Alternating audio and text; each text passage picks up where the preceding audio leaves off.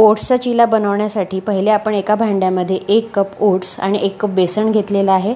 त्यामध्ये आपण पाणी टाकूया आणि हे मिक्स करून घेऊया। हे 5 ते 10 मिनिट बाजूला ठेवून देऊया। नंतर त्यामध्ये एक बारीक चिरलेला कांदा, एक टोमॅटो, 3 ते 4 हिरव्या मिरच्या, एक भोपळी मिरची मीडियम साईजची आणि 1 ते 1.5 टीस्पून अद्रक लसूणची पेस्ट टाकूया। त्यामध्ये 1 चमचा लाल तिखट, पाव चमचा हळद, चवीनुसार मीठ टाकूया आणि मिक्स करून घेऊया।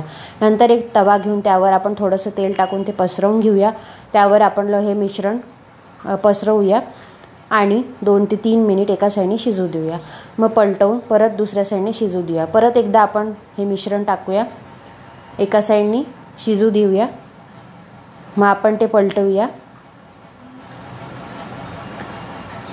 आणि आपले ओट्सचे चिलेही तयार आहेत। तुम्हाला ही रेसिपी आवडली असेल तर नक्की चॅनलला लाईक, शेअर आणि सबस्क्राईब करा। धन्यवाद।